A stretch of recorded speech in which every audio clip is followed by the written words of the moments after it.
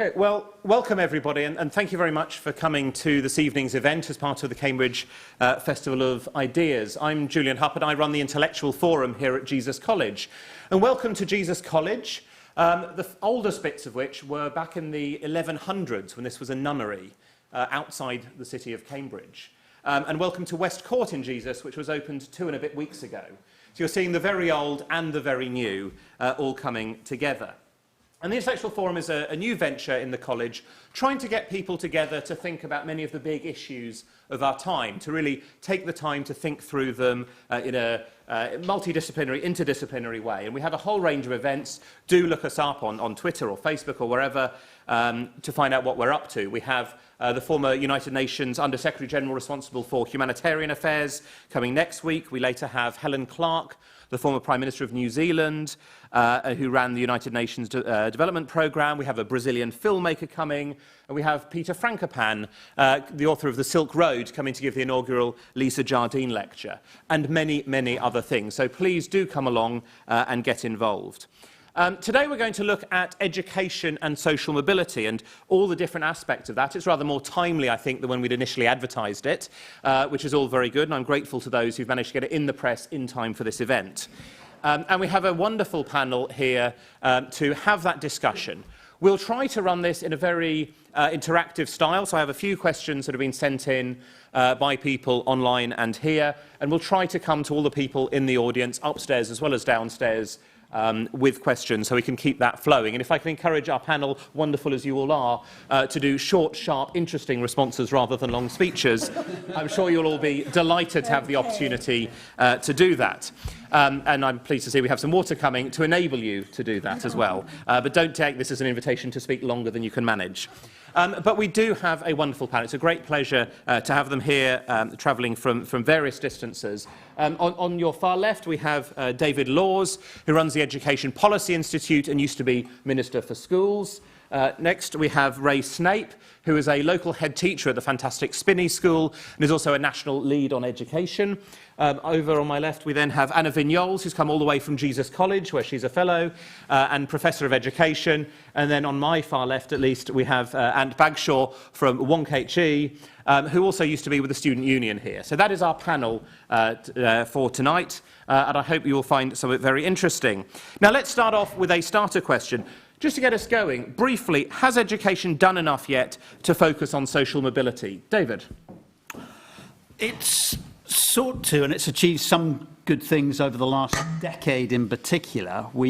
Our organisation has looked into what's happened, certainly in terms of the attainment gap between young people from disadvantaged backgrounds and the rest over the last decade. And interestingly, there has been a shrinkage of that gap by about a quarter over the last decade, which is probably a lot more than you'd conclude reading a lot of the national media. There hasn't been as much shrinkage of the gap later on in education, including at the end of secondary. And we certainly haven't achieved what people hoped we would achieve over the last sort of 50 or 60 years, which is that there were many predictions that we would see not only a more meritocratic society, but one that would deliver much greater levels of social mobility. And I think we now have far greater meritocracy than we used to have 40, 50, 60, 70 years ago, where people are much more likely to be judged on their qualities than on their background and links and family. Unfortunately, the chances of acquiring that merit are still seem to be, in many respects, as unequal as ever. Rachel, how do you? So I'm going to say yes and indeed no.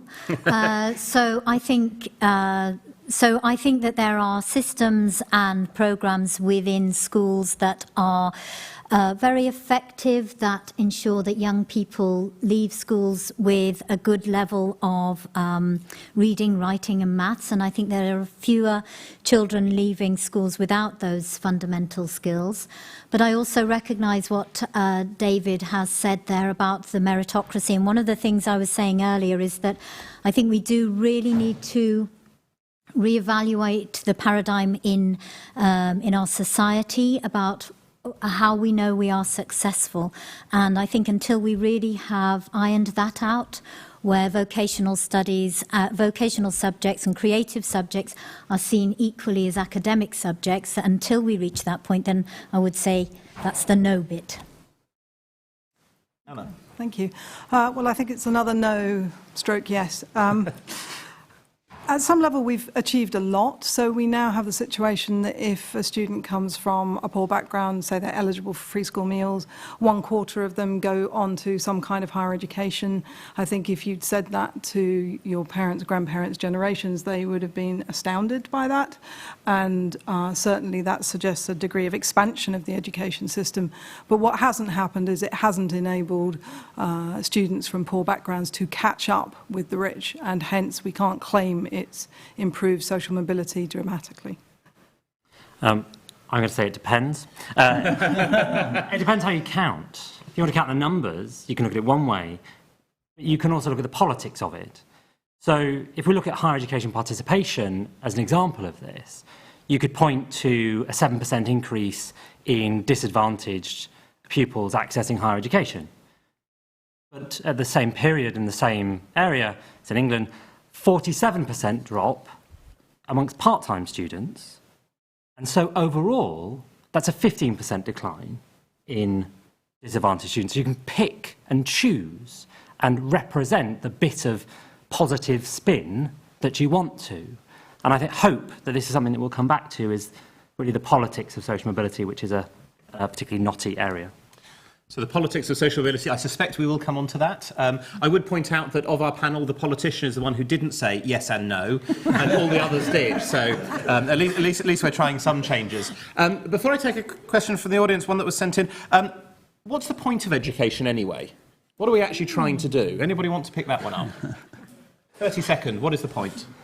We're trying to prepare young people to realise their full potential in life, which goes way beyond issues around the workplace, and to thrive and succeed beyond the workplace. But we're also preparing them to compete in life and to be effective in the professions that they seek to go into. So it's both of those things. Anna?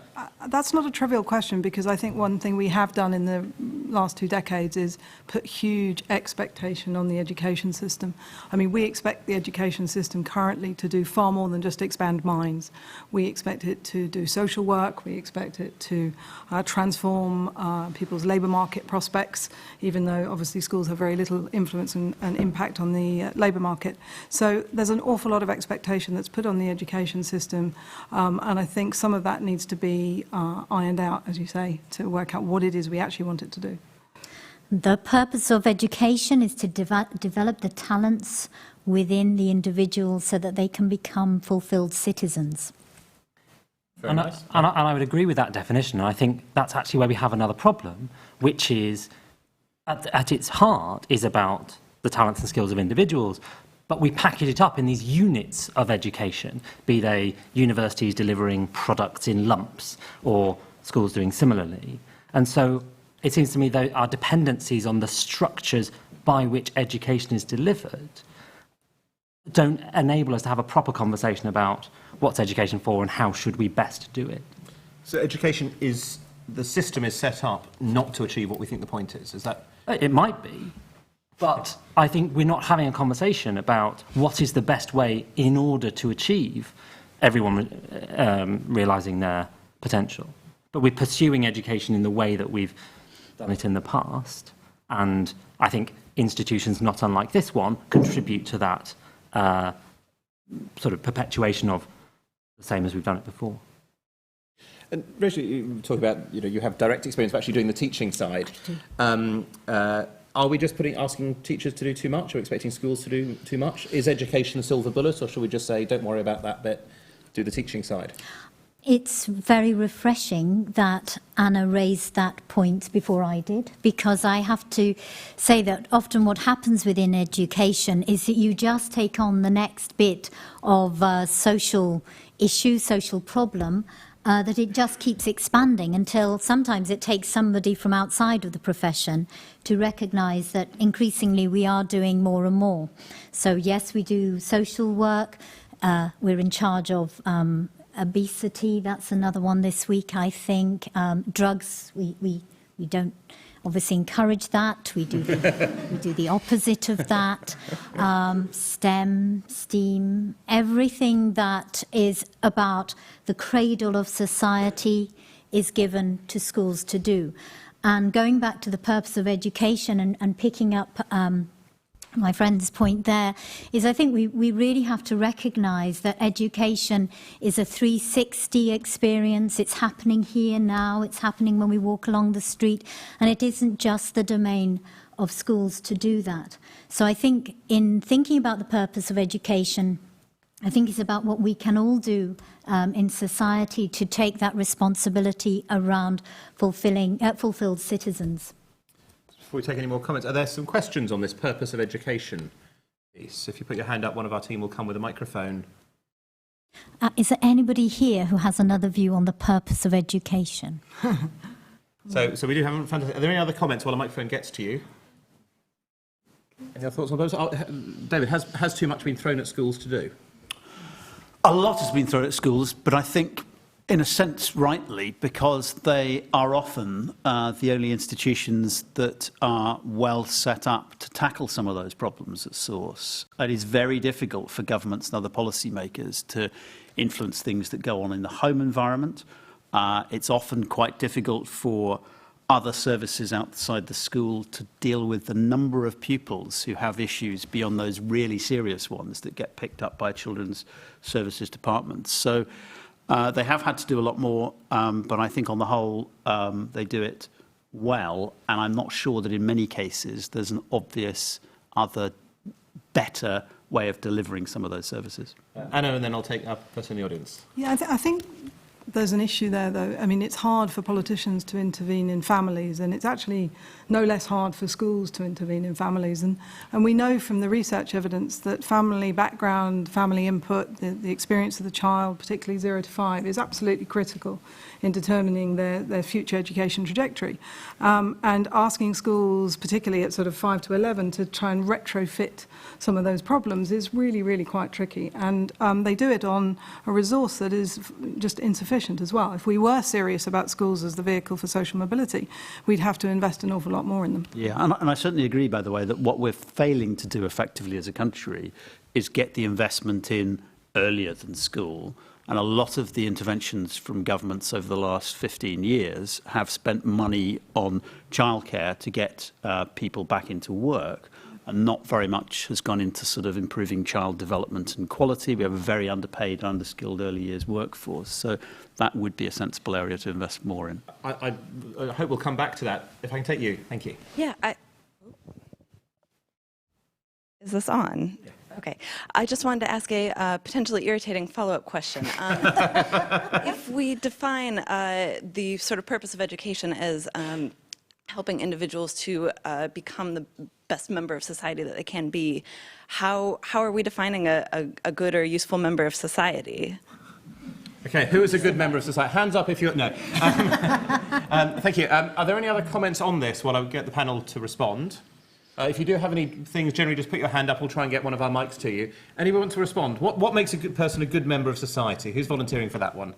Well, I would merely say that I wouldn't put it in quite those terms, although it's not bad to put it in those terms, but I would talk more about people fulfilling their own potential to the full, because I don't think that we want the school system, the education system, just to be meeting society's needs. I mean, actually, some people might meet their needs perfectly well by being educated brilliantly, going off on an island in the middle of nowhere and living a wonderful, fulfilling life, doing whatever they want to do, and not contributing anything to society. So I wouldn't want to make it seem that the function of education is only to prepare people for work or sort of contributing to society and paying lots of tax or whatever else it is.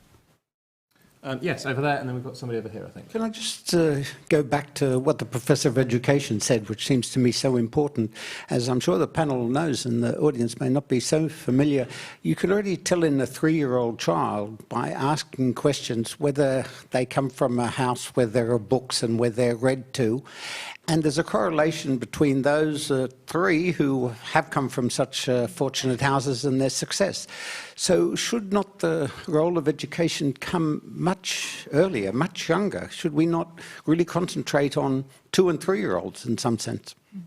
Rachel, you're doing it all far too late. You come in at time when it's too late. This is, well, the point is absolutely clear, isn't it? So we know that a child who comes from, we'll use this term at the risk of offending anybody, so sometimes a disadvantaged family or a poorer family, and a child coming in to school may have heard 15 million words compared to a child who's exposed to much more cultural experiences who has heard 50 million words. And so already the disadvantage has set in, and what we know and the research shows is that closing that gap by the time they're at 3 is extremely difficult. And I think the irksome point for schools is, irrespective of those starting points, we are not allowed to give any reason why we are not meeting those particular scores. But to take the point, should we be starting earlier? Should we be working with children earlier? I think yes, we should, and those were called children's centres.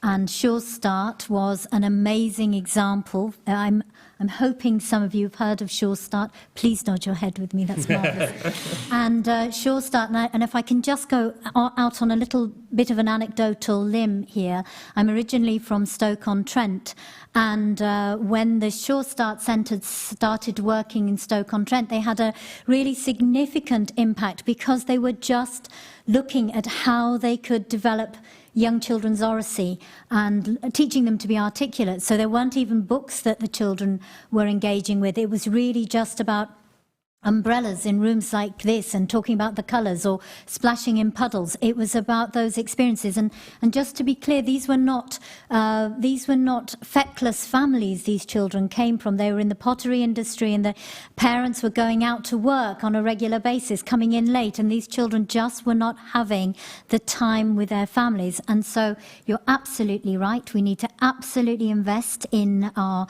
Sure Start centres and our children's centres. David. Though I have to. Well, no, I don't want to take the others, and then I'd like. I think Anna wants to come in, and then you can, I completely agree with your point, and in some ways that's the test for us as a society about how serious we are on social mobility. Education could be used in that way. You would have to invest seriously, and you have to target your investment. And at the moment, for example, we subsidise the childcare of higher earners. We have universal provision. It was a decision that was made that we would do universal provision, in the 0 to 5 phase. We might have made a different choice. We might have said that other families can take care of their children and have the financial resources to do so, and we're going to disproportionately invest in the most disadvantaged, in the poorest. And that may well close a gap, but we chose not to, and it's not a sort of random thing that we chose not to. Try taking away the childcare subsidies for everybody, and I think you'd sort of see what I mean. And that's where we have a whole series of trade-offs. And there is a huge amount of interest in the other parts of the education system. So I don't know whether the logical conclusion of your suggestion is that we should not invest in education after the point where it might make the biggest material impact. And we see this coming back to something David said, which is what levers does government have? And so inevitably, government is going to pull levers which are potentially related to the problem at hand, but may not be. You see this in the £800 million a year spent on widening participation in higher education. It's not going to solve a social mobility problem, and the evidence is it doesn't do that. And there are other problems like attainment of students while they're at university, what they do afterwards, and so on. But it's being seen to do, and something must be done, and here's a policy area, and let's have each stage of the education system have some responsibility for this, and have to spend some time and money on it. And I think that also relates to the question we had about, well, what's education for? Well, it depends. As we see in higher education, increasing view of the value of it is based on how much you earn, because that's quite easy to measure. Okay, so it's a big data set, but in the scheme of things, it's quite easy to measure. And so I think social mobility is a big and difficult problem, and it's not being solved in a logical way which might say, let's target our intervention at the point which would have greatest positive impact. So we had somebody over here, and then I think we've got somebody up in that corner as well. So. I think I'd just like to pick up on that point. You talked about how we measure success, and we measure success around like basically how much people earn if they graduate. And so on the one hand, all of us think that education is more than just the return in the labor market, but on the other hand, that's the only real quantitative, tangible way to measure the return on investment, in addition to other factors like reduced crime rates and improved health and all sort of these quantitative outcomes. So how should we think about the tension between all of us believing education to be more than something that we can measure quantitatively, but then have no means by which to actually measure that? So how do we measure the unmeasurable? We'll come back to that in a moment. There's a question right at the top up there. Yes. Yeah, my question was broadly similar because Perfect. actually you were talking about all the things that education can do for an individual, but actually what schools focusing on are those measurable targets more and more because they've got those pressures on them, and actually lots of the things that you were talking about that may actually have a impact or a bigger impact on particular individuals' lives is not being addressed just because the school has to reach certain targets. And so, is there a way to measure those, I guess, other factors that may have an impact? So, David, do you want to respond to Ray's comments and then pick up these? I'd like to come back on the early years, but I'll take the sort of first questions first because they are really good questions. And I think that the IFS, when you were asking your question, I was thinking about the fact that the Institute for Fiscal Studies at the moment are doing some really interesting research, which I think they'll publish in the spring, where they're going to be able to link up all the data sets from young people going through the school system into higher education. They're going to be able to look at their earnings afterwards and see what impact different sort of settings and institutions have had. And it'd be very tempting to sort of use that as part of the debate about the value of HE and whether we're paying, too higher fees to some institutions than others. But you're right that means that we're only measuring, the sort of earnings effect. And we've seen a similar pressure in the school system, partly because of our desire to narrow the social mobility gap. We now put much more pressure on schools to deliver good exam outcomes. There is much more holding account schools than there was when I was really young, when it was sort of accepted schools would do their best and then the results were the sort of responsibility of the children. Now they're the results of the institutions. And as a consequence, there's a risk of turning schools into sort of exam factories where the only thing counts is getting the qualifications, not delivering the education. And I don't think we want to give up on these things. We don't want to sort of take away the pressure to narrow the gap or to discover whether or not HE institutions are adding value or not. But we have to be able to capture some of the other things that education does.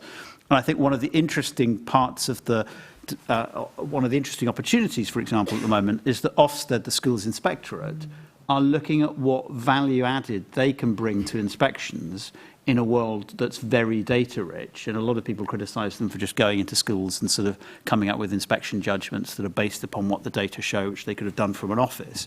It's arguable that they could take it upon themselves to say a bit more about what schools are doing in some of these other qualitative areas. But it's a tough challenge because then you have to give all those Ofsted inspectors a pad that kind of tells them what good and outstanding looks like. And suddenly you end up with the risk that you turn that into a factory as well. And I think that's something that they're trying to grapple with at the moment. On the early years thing, I mean, it is incredibly important if we're going to deal with the social mobility gap. Our own research at EPI estimated that as much as 40% of the disadvantage gap that's visible in attainment at 16 is there on entry into the school system. So dealing with this without doing something in the early years is really important. And I do regret, if that was the implication of your question, that we weren't able to do more of this when I was in government. We introduced an early years pupil premium, but we were still, and I managed to veto it at the end of the government, and then it came in under the Conservative government. We still sort of have now invented essentially a negative pupil premium where there is a 30-hour childcare entitlement, but you don't get it if you're a child in a really poor household where your parents, are not in employment. Whereas if you're the child of two investment bankers, you do get it. And it's completely nuts. And the quality thing is still such a problem. And it's one of the reasons as well where when we look at interventions like Sure Start and quite a lot of the other stuff that's been done in childcare and early years education since Blair, actually it's really difficult to find the attainment impacts that we all sort of say ought to be there. The attainment impacts of a lot that we've done in early years education so far are pretty disappointing and don't necessarily justify massive additional expenditure. But it may be that we just haven't been delivering those things in enough quality, and that we've been trying to do them with a workforce that's very underpaid and with a programme that's focused on childcare, not on child development. Anna. Right, so I should declare an interest because the project that David's just described I'm involved in, but... Oh, right. So, yes. Earnings. I think one thing we have to be very careful about is assuming that we know what students want. Clearly, education has a far broader impact than simply on how much you earn. But equally, it's also true, particularly perhaps for students from more disadvantaged backgrounds, that where they end up, the jobs they're going to be able to do via their education are absolutely important to them. And we need better information. And one thing that does worry me is that when you have children and you come from a very advantaged family, you transmit that information to them. They know what degrees to take. They know which institutions to attend. And that's very difficult if your parents are outside of that system. So I get a bit nervous when people say, well, wouldn't it be nice not to show the data on how much you earn when you do degree X? Because I think that's taking away from the information that particularly poor students need. Ant, do you want to? So I don't have an answer on measuring the unmeasurable. I think, though, one of the key problems with the earnings data is it fits a narrative in policy making, which is essentially that there's a good number of universities, somewhere between 2 and 2, and that other universities aren't really worth it. And I think that's a really serious problem, and it's a problem not least for people I know who work in those universities, but who are really doing incredible work, not least making absolutely transformational changes for people from all sorts of backgrounds, and on average, for many more people from more disadvantaged backgrounds. So it's related to the politics of this, is ultimately those are other people's children going to those institutions. And so it doesn't really fit with the salary bit fits with the sort of neatly with the politics of it, I think. I'm going to come to Ray in a second, but somebody sent in a question that started about Professor Peter Mandala. Do they want to ask their question? Fantastic. I'll come to you next. Right. So yeah. there was also a suggestion that schools do things to hit the targets. Well, so do you do the wrong thing to hit a target? Yes. Give me a target, and I'm going to aim towards it. So picking up that point, how do we measure success? I think it really does depend on who you ask. So if we centralise the question and we ask the politicians and we turn success into gross national product or prosperity, we'll get one answer. If we talk to the individual quietly, one-to-one in a room and say, are you successful? How do you measure your own success? They might relate it to their sense of happiness, well-being, lack of stress. I sometimes think, and here's a risk of me sounding completely bonkers, I sometimes think that people are actually just at their happiest when they're just with their families and they're just perhaps chilling, watching CBeebies or something. And they might go, do you know, I'm really successful because I've got everything I need. And we don't really measure that bit enough. But going to your question, at the Spinney we shamelessly describe ourselves as pragmaticians. So pragmatically, we train for the test. Our kids are brilliant at passing tests because they practice doing tests in a very low, stressful way. And we make sure that when they leave our school, they are brilliant at passing tests. Because in Europe, our children are the most tested individuals. I think they have 15 tests before they reach coming to university. So let's be pragmatic about training kids for the test. But we are pragmaticians because we also want to deliver the magic and the pro-social skills that mean they have those cultural acumen, the collaboration, the communication, the teamwork, all those 21st century skills. That term is crazy, isn't it? Because all of that good stuff was around at the time of our ancestors. The only bit that's new is the digital innovation and making, which we also ensure that we teach within our school. So our children, it's called, I'm going to say it very quietly because it's not a very good term to use, it's an outstanding primary school, but we're very good at doing what we need to do. But our children are happy, they are creative, they recognise that they are unique individuals, and I think, in a way, you have to play the game to do a bit of both. David's right, there is I'm seeing a really positive pendulum swing back. Amanda Spielman has started, gosh, it's like shifting the goalposts again. She said that she'll be challenging schools that are just going after the tests and not delivering a culturally rich curriculum. If any of you are teachers, you'll know that this happens every 5 years. I've been in education and I keep seeing it's at least every 5 years. And I'm pleased to say that not next week, but the week after, I'm going to have a meeting with Ofsted, with Sam Cairns from the Cultural Learning Alliance and other good people. And we're going to be hopefully opening Ofsted's thinking to how do they look at what's going on in schools so that other stuff will be valued as much as that training for the test stuff. Yes, okay. Slightly different subject. Can you remember your question? Yes, I can. So Professor Peter Mandala, the former president of the Royal Historical Society, gave this address in 2016 and say that the social mobility during the second half of the 20th century has really nothing to do with the increased and improved education provision by the government, in the sense that he cited a study where social mobility faced by individuals from various levels of education was basically constant throughout the period. And he thinks that it's more about economic growth, more room at the top, so people can actually get to the job. So my question is, do you agree with this analysis? And if you do, slightly changing my question is that how do you reconcile the mismatch between education policy and the demand and supply of the labour market? Anna. So I wouldn't dare contradict Peter, so he's almost certainly right. I think there's a serious issue in there, which is we've used the term social mobility as though we understand what it is. There was a period of time when the number of white-collar jobs, professional jobs, was expanding dramatically, and during that time we saw a lot of social mobility. You can say that's driven by the labour market, but it's also true that those people who took advantage of those expanding jobs were educated. So it's certainly true that education is the route by which you secure those high-status occupations.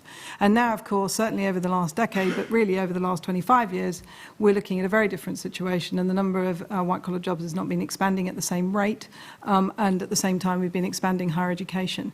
And that is, I think, at the heart of some of our anxiousness about this issue.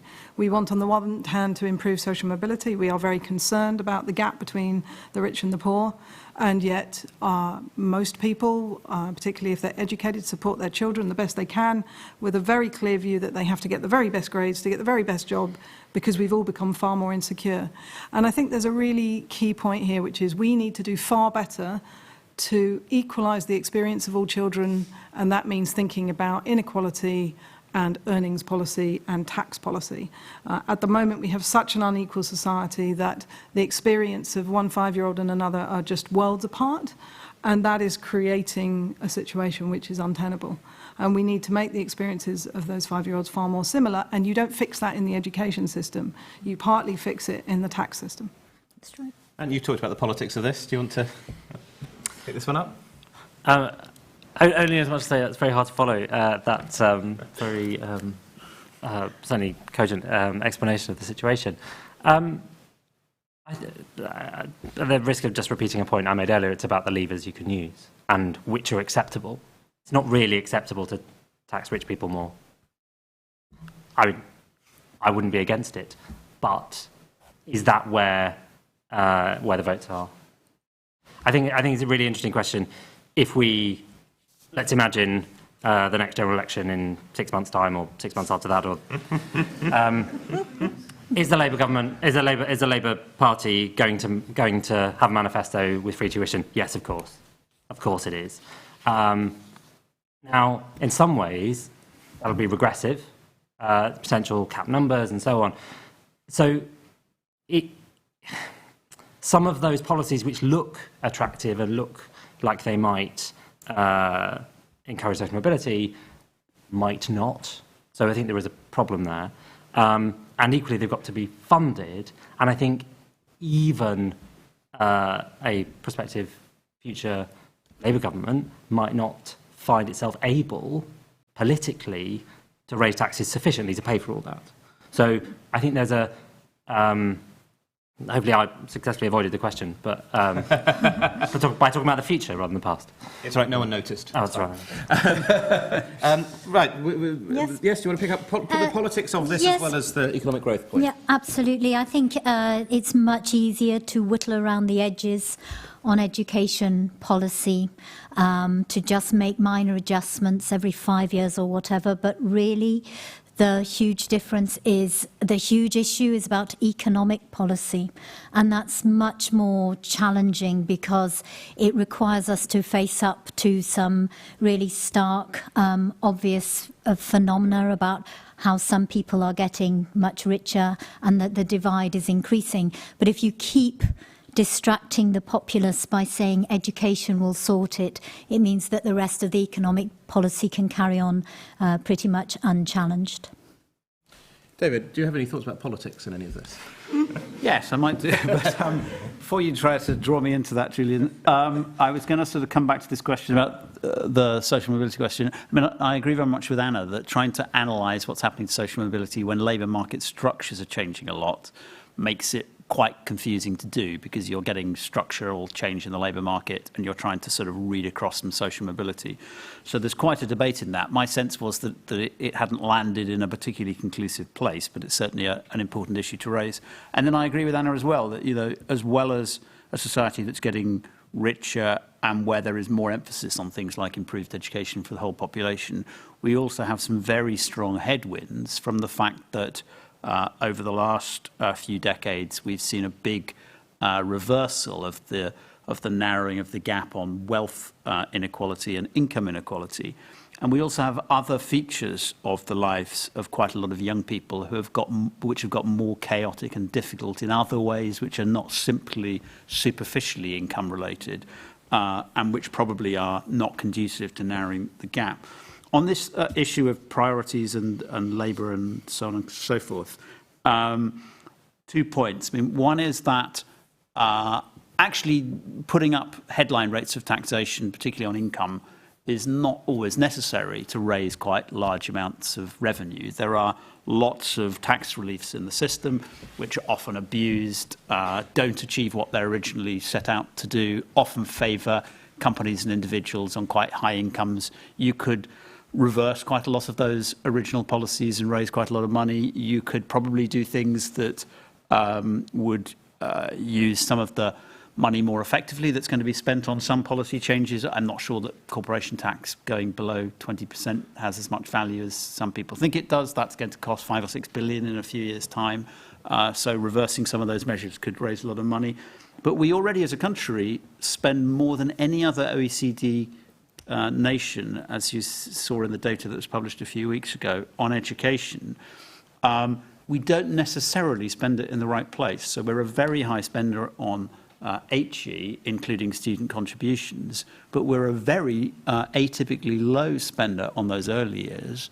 So if those early years do count, it may be that we're not spending in the right place. And what we found worrying about Labour's last election manifesto, and EPI analysed all of the party manifestos and came up with some positive and negative things about each. The thing that worried me about the Labour one was that a lot of the expenditure, a huge commitment of expenditure in the Labour manifesto, possibly the largest commitment in any single policy area of any manifesto in British history, as far as I can recollect.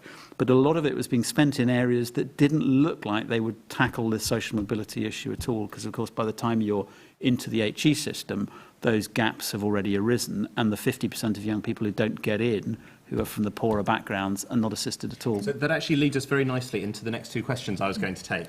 So, Noel, do you have a... So the gentleman over there, and then Ali Lyons, are you somewhere? Oh, sorry, right. Well, we'll come to you next for the second half of that question. Yes. So I wanted to pick up something that actually was just mentioned there about other countries spending rather different amounts on various things, and also a point that was made earlier about the testing of our children being very different compared with other European countries. So my thinking was that, of course, education systems are very, very different around the world. What governments choose to spend money on in terms of education also varies, and there are also very different amounts of social mobility and social differences in other countries. How do the panel think we fare in the UK when judged on how we're doing on this against what we might think of as competitors? And are there any particular lessons about what we either should be doing or things that we shouldn't be doing? Can I just pick up the question there, and I'm hoping it's going to be a bit of a match there. And you were asking about whether education policy is a reflection of what's absolutely needed, and your question there about how do we compare with other countries. So in the fastest growing sector that we have is the creative industries, and which generates £84.1 million for the economy and per annum. And I think that in comparing ourselves with other jurisdictions, we're not recognising what we are particularly good at. Successive governments have a habit of looking across to see what's going on in Singapore or China or Korea or wherever, or Finland, and all of that is fair enough. But what we ought to be looking at is, what is our USP? Where is our market lead? What is it that we do here that we really ought to mine? And I think that education policy should not keep pushing academic success as the only measure. I'm not trying at any point, I don't want anybody to say to me, you don't think reading and writing is important, Rachel. I think it's very important.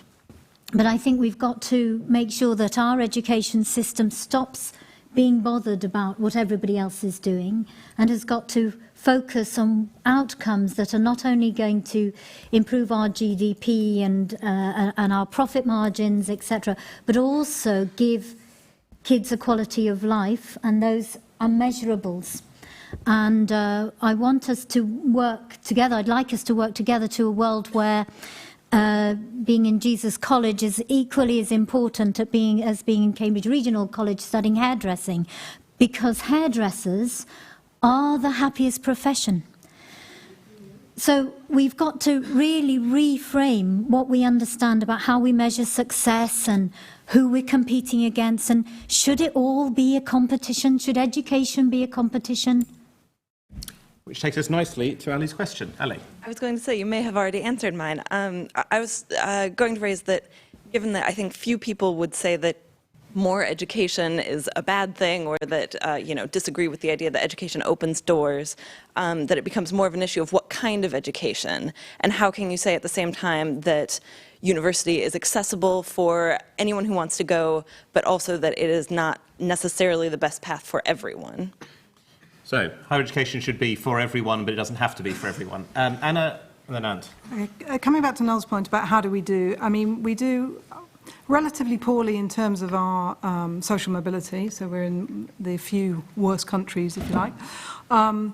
But if you compare, for example, test scores at 15 in international tests, it looks like we're not very high up the league table. But a colleague of mine, John Micklewright, did some analysis which suggested that if you look at it seriously and try and identify statistically significant differences that persist over time and between countries across lots of subjects, actually it turns out that mostly we're the same as everybody else except Finland.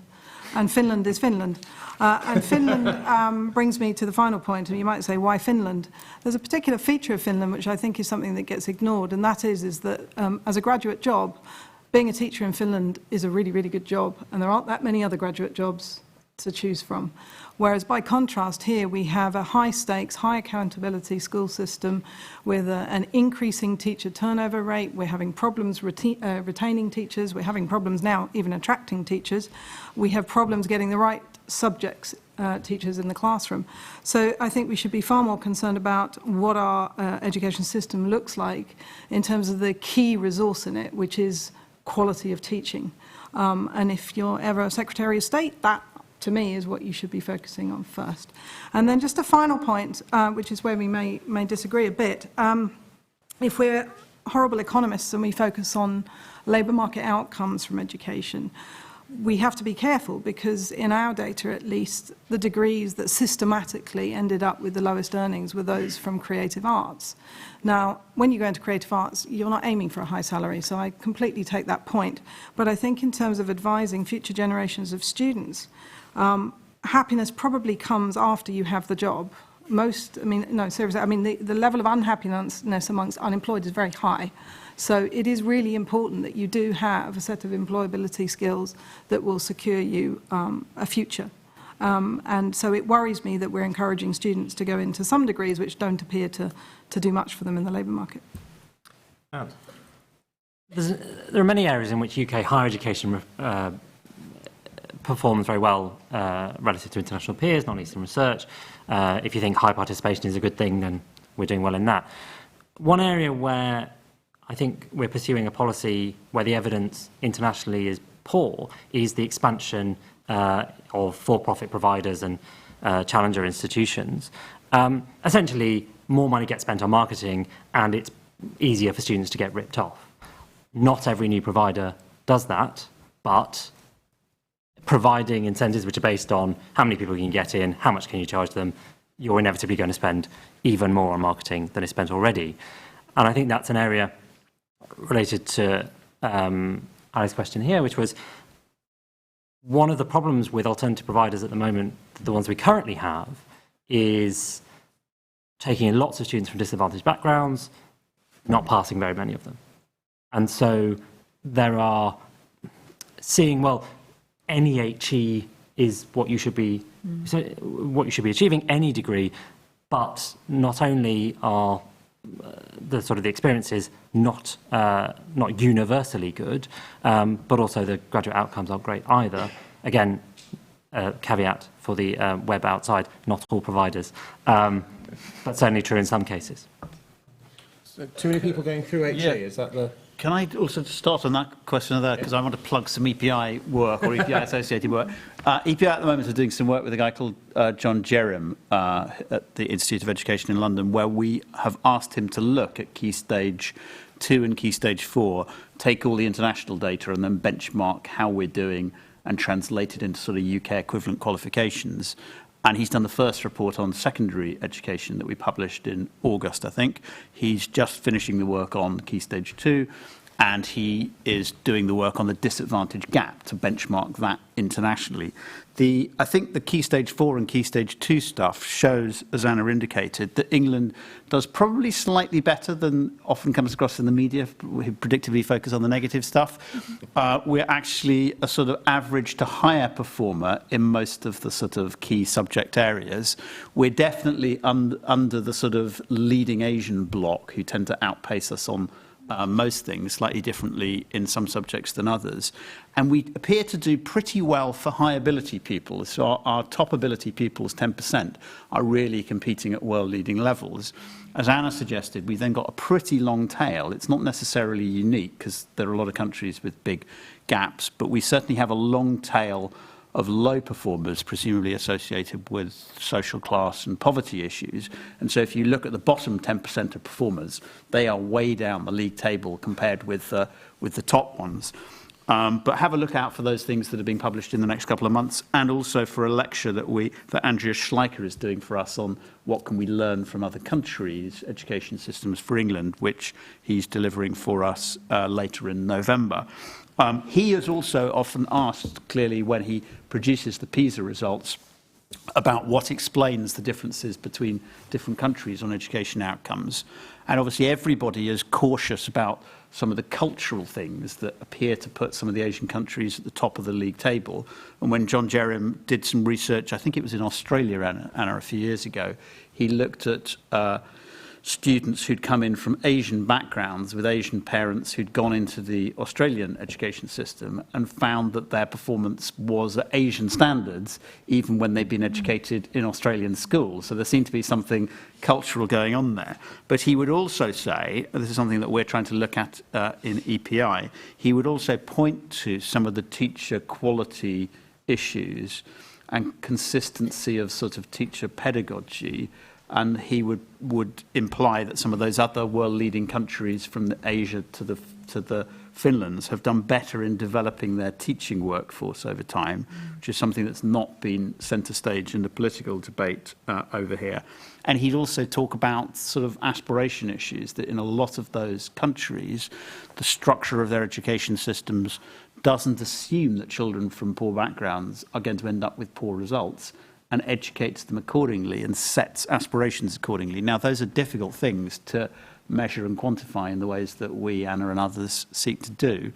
But I reflect back simply what he has said as the sort of, as one of the international sort of gold standard people in comparing this type of data. And on the HE thing, I mean, I can be briefer, I hope, which is quite simply that I rather agree with Rachel's view that in the education system, we need to be breaking down some of these rather artificial classifications between HE, other forms of post-18 learning, the vocational and the academic. There are some vocational subjects that are taught in elite universities. They just happen to be regarded as elite vocational subjects.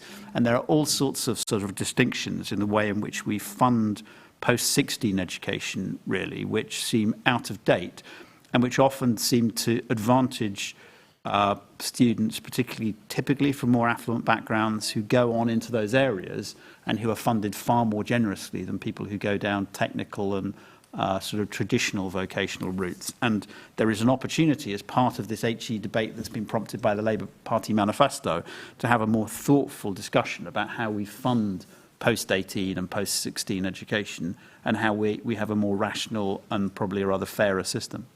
I think Anna and Rachel want to come in. Is Jane Wilson here? Just there. Fantastic. If we can get a microphone over there. Yeah. Yes, just to sort of endorse what David said, but also this point about a lot of the focus on social mobility, I mean, as we've seen in the last few weeks, is at the very selective end of the university system. And it's right to focus on social mobility throughout the system, but I think it's really interesting how little discussion there is about what's happened in further education and what's happened with the cuts to funding and the fact that 50% of the population at least go through the FE route. And they have had a materially worsening situation in those institutions. And yet, if we're serious about social mobility, almost all the students that you would identify as wanting to help go through FE colleges. Take disproportionate numbers of students from disadvantaged backgrounds. So again, this point about where would any party want to fund, you need to think very carefully about which bits of the system are currently underfunded.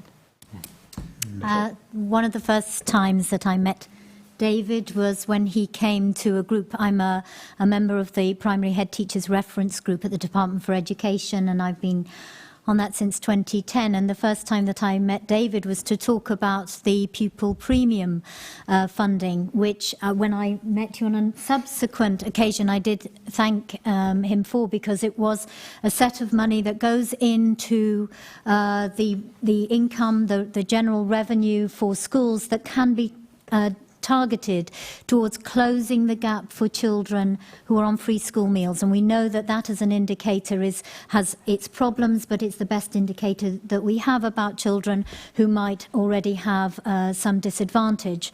And in our school, we use reading recovery and maths recovery schemes to really fix that problem. And but one of the key phenomenon that needs to be recognised is that no amount of interventions that you can have for 1 or 2 children in a class is really going to make that significant difference if you haven't got a quality teacher in front of the 30 children.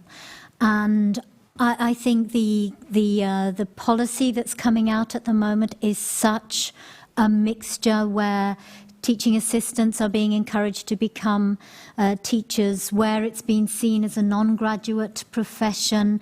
The deprofessionalisation of the workforce is just creating its own problems.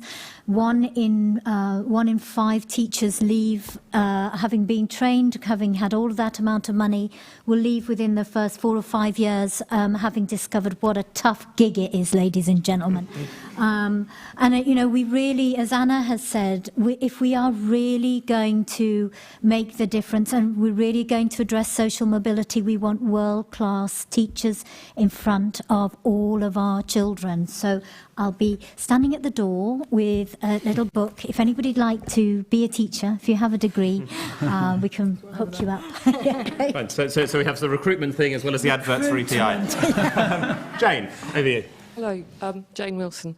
I'm a first-generation graduate, and I was lucky enough to come to this university. So clearly, I think education is a social good. I'm not sure to what extent education can really tackle social mobility. When I came to Cambridge, the social and institutional networks of this environment were very palpable and very daunting for someone who had no higher education experience in my family. What should educational institutions be doing to tackle that issue? And I think it's very live this week. We've seen some of the press around a very similar issue. So how do we fix the access issue? Ant, you're raring to fix everything. Well, clearly I like the HE questions. That's fine. So I think universities can do a huge amount for increasing the social capital of all their students, but particularly those who arrive with less. There seems to be reasonable evidence about Erasmus and foreign exchanges, about industrial placements. So they're also very good for genuine sort of job outcomes. Look at the University of Surrey, particularly as a sort of standout there. But in a sense, what you're doing there is offering students opportunities that the rich kids would have anyway, which is work placements, free internships, and/or foreign travel experiences and so on. And so those are structural things that institutions can do. Now, clearly, you have to do things to encourage people to take them up, because nice, shiny, attractive activities might be more attractive to those on the front foot. Too much effort has been put into recruitment of disadvantaged students at universities, not nearly enough effort put into the experience. And you can see that in the post-graduation outcomes, because that university experience, and it seems to me such a wasted opportunity, given the richness of the Cambridge experience particularly, rich in all sorts of ways, that would also, that it's a missed opportunity for really transforming outcomes. But I think people haven't talked about it. Anna. So we've done some research looking at the graduate labour market outcomes by social background. And if you take 2 graduates who attend the same institution, take the same degree subject, you still find a very large difference in their earnings. And the reason for that, of course, is exactly what you're saying. It's access to networks and all the other things that help some individuals navigate the labour market better than others. And so I think there's a perfectly justifiable reason why some of the large pot of widening participation money might be focused on helping students, and that could include students who already made it into higher education but still need additional support. But I think there's another sort of more philosophical point that I don't have the answer to, but it's also about identification. I mean, there's a model where you recognise students coming in with a slightly different experience, you identify them and you try and support them and you target efforts at them.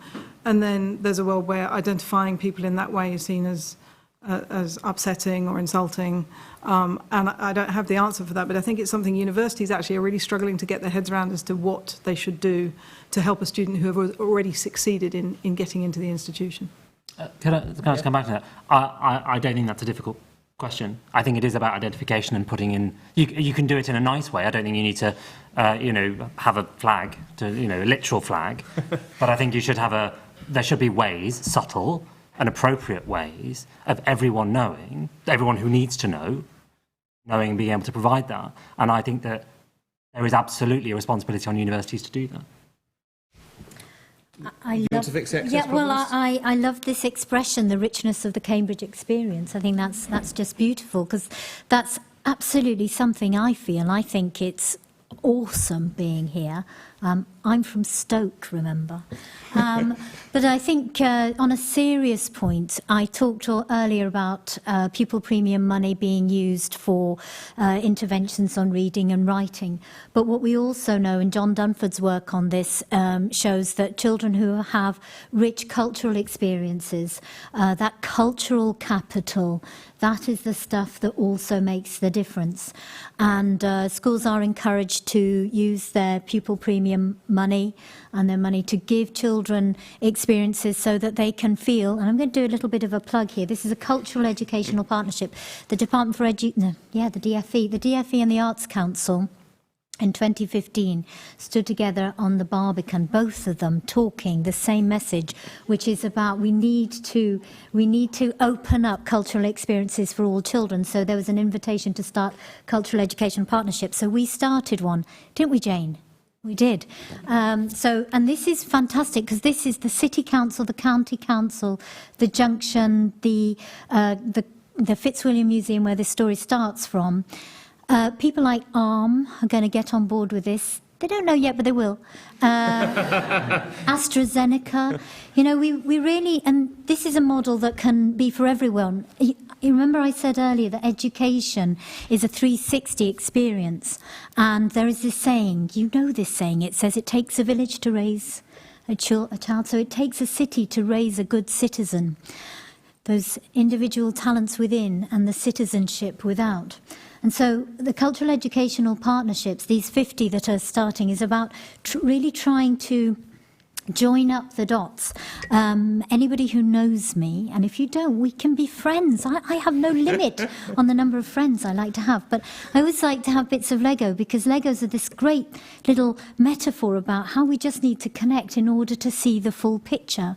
And young people need to see the full picture of what Cambridge and Cambridgeshire can offer them. So we know that research has shown that if a child has 4 experiences of perhaps seeing a real life scientist in their school in assembly, 4 of those, by the time they are 15, chances are, and this is so important for girls, that they will go into STEM careers.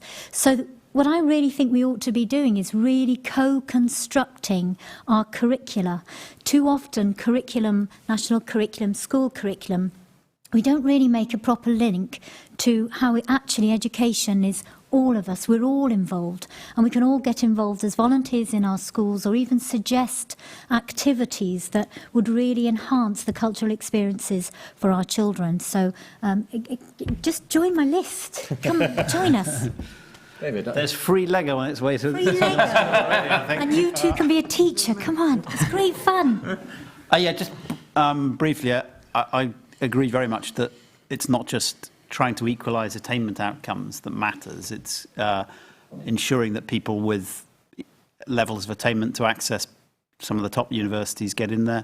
And then it's the passage into the labour market. There is no doubt that people who've got those networks and connections and can phone up and say, could you tell me something about it, or could I meet your friend? Those things are tremendously helpful and create ladders that are just not available to people that don't have access to those sort of connections. And this, I'm afraid, is rather anecdotal, which I'm not supposed to do in my new role, which I could do in my political role. I was here long ago in the sort of in 84 to 87 was my era here, and it worries me that I still hear outside this and other places quite a lot of the same anecdotal stories that I heard when I was here about people from schools that traditionally don't encourage people to come to Oxbridge because they think they're a bit too elite.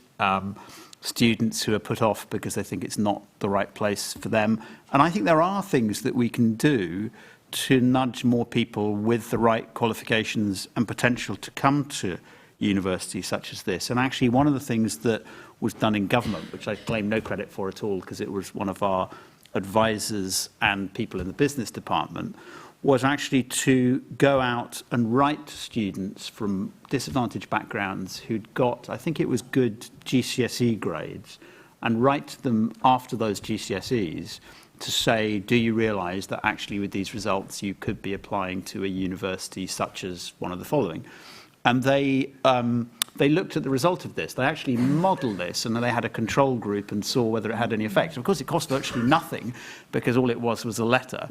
And they discovered a year or so later that actually it had nudged a statistically significant number of students from more disadvantaged backgrounds to apply to and go to some of these types of institutions. And that was quite a cheap intervention. Amusingly, by the way, I remember a long argument in the ministerial office about what letters would be most influential for students, whether it would be a letter from me as the minister or a great sort of national personality like David Beckham or a student like you with your background. And I can't remember, I think they rejected the letter from me automatically on the basis of any effect. But they did discover that the one that was most effective was from a student, and there was some poor guy somewhere in Bristol University, I think, who signed thousands of these at night. But it did make some kind of effect, and we ought to be thinking more imaginatively about stuff like this, because not enough progress has been made in the last 30 years. We are almost out of time, so just time for one final piece from each of you to sort of sum up. In terms of what we do to fix all of these things, what are the 3 key things that you choose to do? 3 very quick bullet points to try to get education to fix social mobility better, or to challenge the question if you feel you want to do that. We'll start with you, David. 1, figure out whether high-quality early years education is capable of closing the gap, and if we get the evidence, then roll that out much more effectively, particularly in disadvantaged areas. 2, get more high-quality schools to the parts of the country where the quality of education is lowest. Places like London these days are doing fantastically in education, including for disadvantaged youngsters. Unfortunately, that phenomenon of school improvement hasn't been there in much of the country. And thirdly, come back to this point that Anna and others have raised about those young people who don't get the academic qualifications at 16. There has to be a well-funded pathway for them post-16. And? I'd like to see a better quality debate about the benefits of education, and I think expanding beyond the instrumental financial outcomes.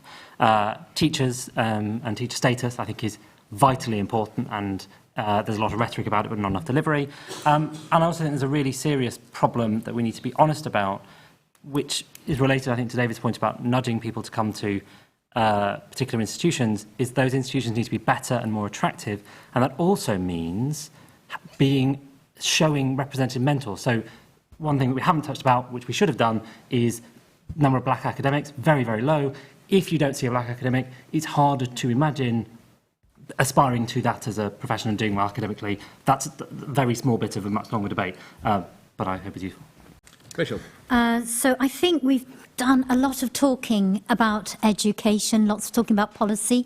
What we haven't really talked a lot about is children.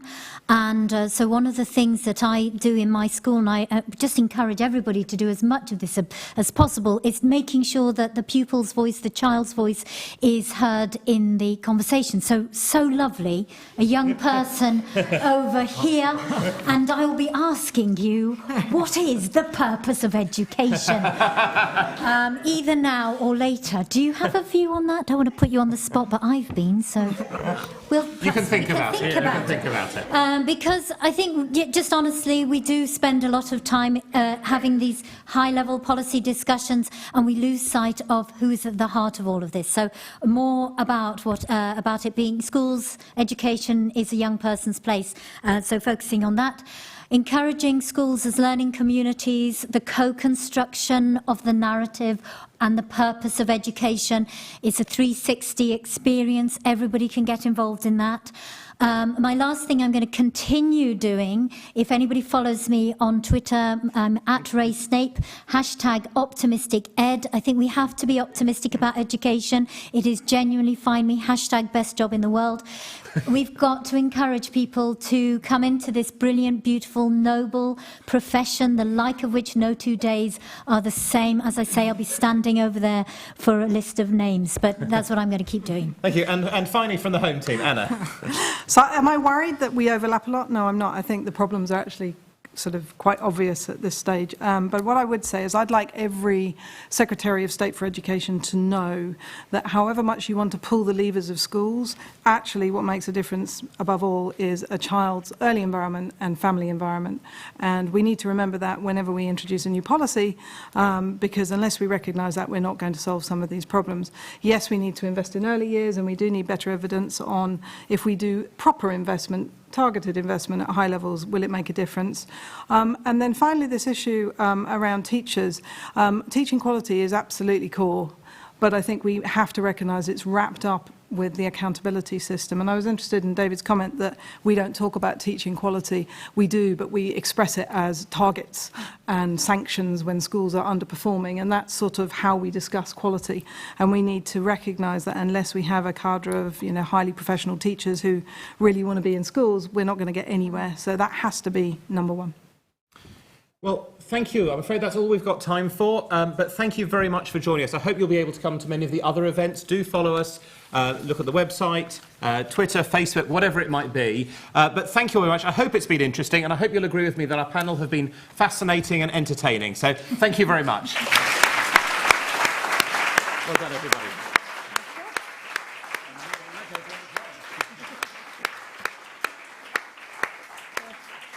And to those of you who are here in the room, thank you very much. Some of the panel have to rush off. Some will be around if you have any other questions. There is also the college bar, which is just through the court that way, and sells a wide range of alcoholic and non-alcoholic pieces, which you may wish to have. Thank you all very much. See you all later.